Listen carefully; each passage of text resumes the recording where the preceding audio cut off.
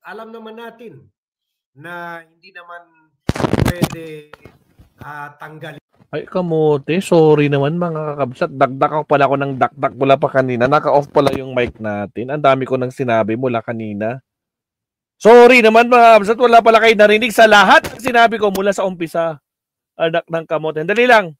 Dali lang, sir. Ba't ilang seconds na to? Naka 28 seconds. Atras muna. Okay, guys, no? Nako po, mga kakabsat. Bigay love shoutout sa inyo lahat. At syempre, kamusta po sa ating mga kasama dito? Kinamusta ko po lahat. Lahat po ng mga nag-comment. Si Elvira G, Marie Chris, Arton Zala. Lahat po kayo, kinamusta ko ha, mga kabsat. Although, baka kausap ko lang yung sarili ko. Hindi nyo narinig. Si Pulongges, si Meldita Kabayashi, si Desert Spring, Allen Valencia, si Glance Amare, Allen Valencia, Alma Kawili, at sa lahat po. Good evening sa lahat. O, sinurtcut ko na.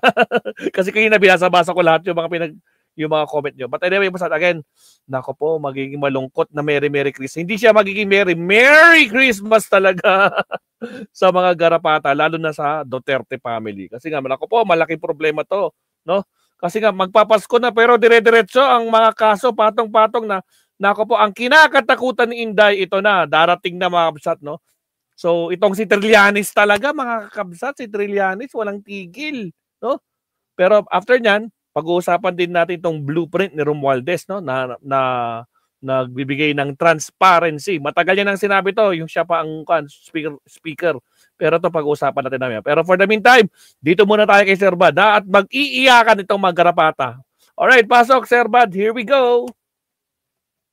Pasok. Buenos dias, damas y caballeros. Ayan na. Meron nang magpa-file ng plunder complaint. Agoy. Laban kay Vice President Sara Duterte. Nakakaw. At according to former Senator Antonio Trillanes, ang magpa-file nito ay mga religious organizations. Mga religious organization, mga tako po. Inday, paano na yan? Ha? Walang iyakan, tanggapin mo na lang, no? Nako po, kaya sakit sa ulo talaga dito ni Inday. Yung Pasko niya, ay nako, masamang Pasko to. Nako, mag-iiyakan talaga sila dito. Alma Kawili, Allen Valencia, Yuki Sawaki. Mag-iiyakan talaga sila dito, lalo na kapag na-file na yung plunder case. Nakapaw! O sige, pasok. Of course, alam naman natin na hindi naman pwede tanggalin si Sara sa pwesto, hindi naman pwede ikulong siya kasi ang plunder non-bailable. Ibig sabihin, pag file niyan, pwede isyuhan ng arrest warrant. Tama. After that, laban sa'yo at kulong ka automatic habang nililitis ang kaso. Hindi ka pwede larangan tayo. Work is a pain. Okay, sa mga bago pasok dyan, huwag kalimutan mag-like and subscribe. Maraming salamat mga kabsat. Post ng bail. So yan ang very serious issue dyan sa plunder complaint. Pero dahil impeachable official si Sara Duterte, kagaya ng presidente at ng ombudsman and other constitutional agency heads, and pati na yung mga justices ng Supreme Court, ay hindi siya pwede tanggalin sa pwesto nor ikulong. Pero ang magandang effect dyan sa plunder complaint. Tama ka dyan, Allen Valencia. Lonely ang Christmas nila. Lalo na si Digong. Hindi nila pwedeng dalawin si Digong sa Pasko. Hindi, dahil walang mag-entertain sa kanila. Bawal ang bumisita kay Digong sa Pasko. Nakapulang saklap naman nito. Napaka-lonely ng Pasko ni Digong. Agoy. Mag-iiyakan talaga mag-garapata dito. Parang si Grijaldo lang noon, no? Ang lungkot ng Pasko ko, di ko makakasama yung mga pamilya ko. Dapat nagsabi na lang ako ng totoo. Boom! Ay empowered ang ombudsman para imbestigahan ang kaso.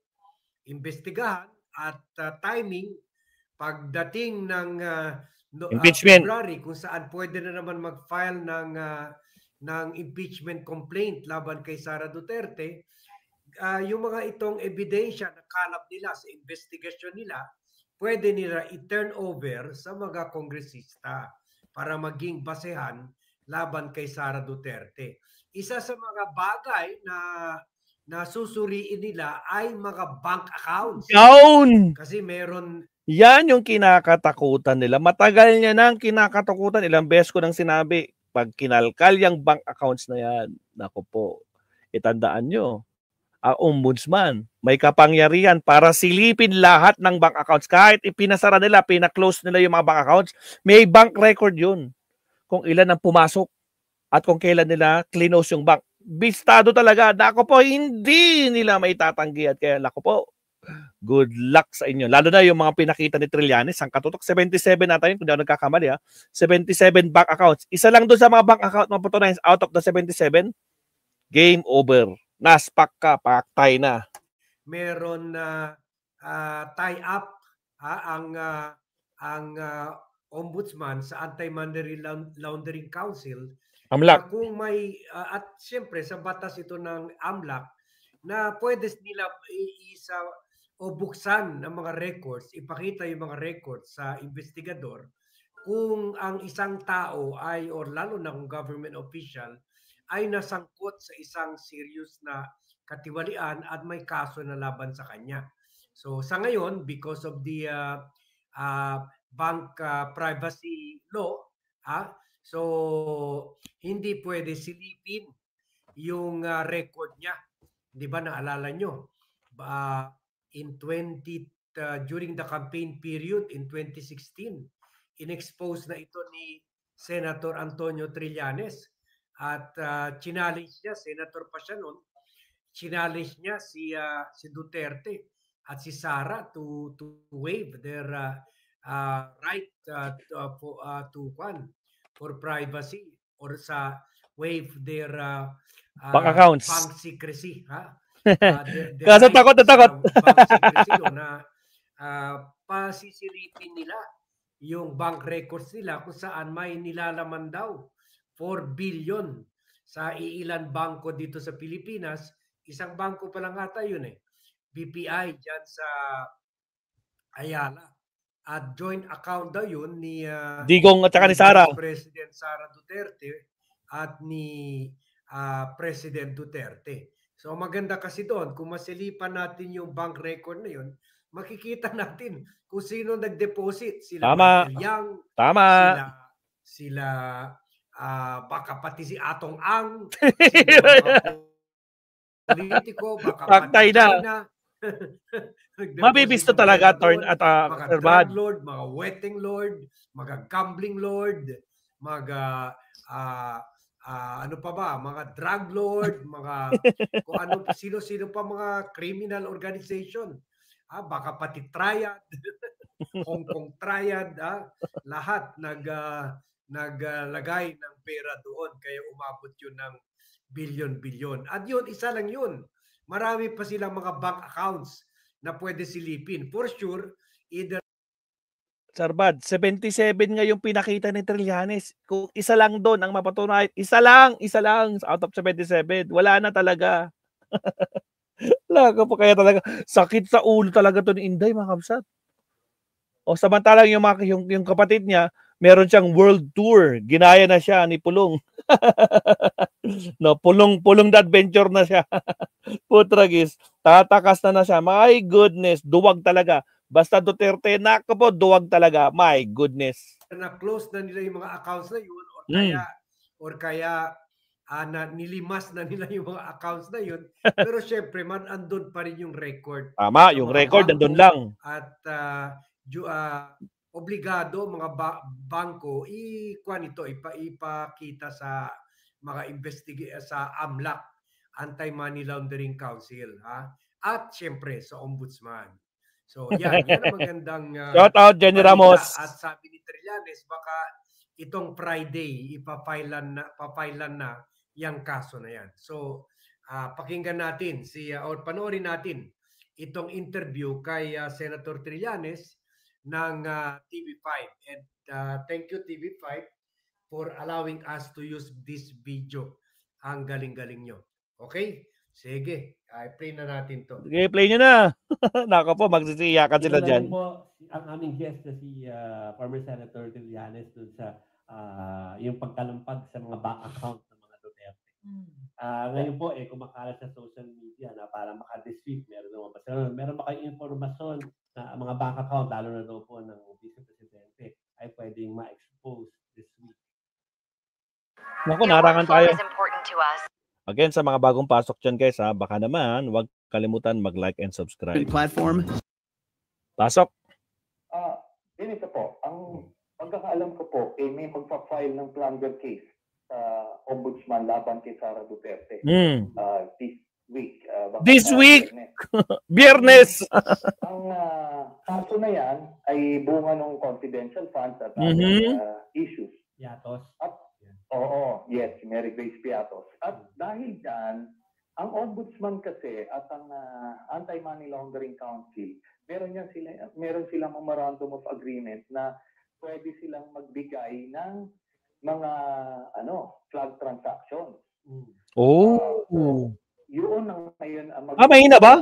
Para dyan sa pag-expose na yung mga bank accounts na yan. Kasi naka-full volume naman. mapakonfirma yung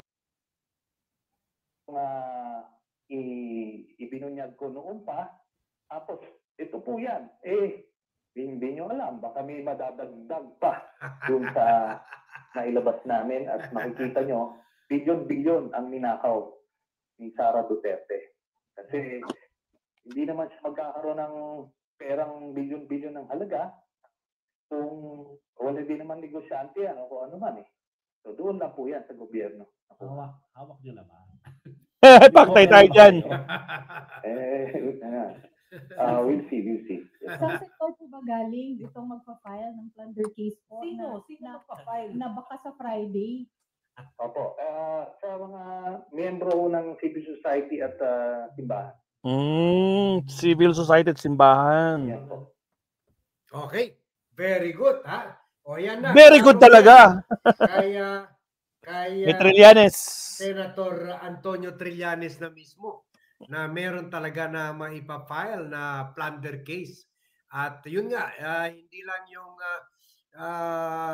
bilyon-bilyon na nakita sa bangko nila in 2016, pati na rin yung mga Mary Grace Piatos na accounts, yung sa baka na ma-explain na rin kung saan napunta yung 125 million na confidential funds siya in 2022. At yung, syempre, yung iba naman dyan ilalagay sa dummy accounts. Pero malay mo, dahil baka kumpiyansa siya, dahil doon time na yun, okay pa yung unitives na union nila, baka masyado siyang kumpiyansa, nilagay niya sa pangalan niya. Parang si Marcoleta na masyadong kumpiyansa na lawyer siya na hindi nagsinungaling na sa sose niya. Hindi naman natakot na masilipan yung pagsisinungaling niya sa sose niya na wala siyang campaign contributor. So ngayon kasi wala na si Martires, ayan na at nailabas na yan dahil sa mga transparency campaign ni President Bongbong Marcos. So ito rin si Sara, hopefully cross our fingers, naging kumpiyansa rin siya na kagaya ng tatay niya, super magaling na lawyer siya at baka akala nila forever na yung unitives union, magtatakip-takipan sila. So hindi masisilipan yan.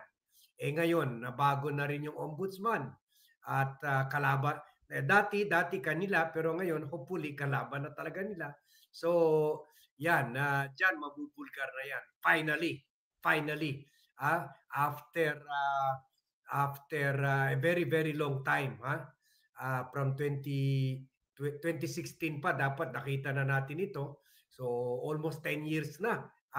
Inantay natin na maisa publiko itong mga bank accounts nila na noon pa man ay malaki na. Mas lalo na nung naging presidente na si Duterte at naging mayor at vice president si Sara Duterte. At yun nga, tulad ng sinabi natin, madagdag na dyan yung Mary Grace Piatos at yung yung iba pang anomalies sa 612 confidential funds for year 2023. At baka meron rin siya mga unaccounted cash advances sa DepEd na worth 7 billion at meron rin billion na anomalies dyan sa DepEd relating to overpriced computer and computer rigging. So sana makikita rin dyan sa mga accounts niya. Sana naging ganyan siya kapabaya. So yun lang ang kuha natin, update dito sa issue na ito.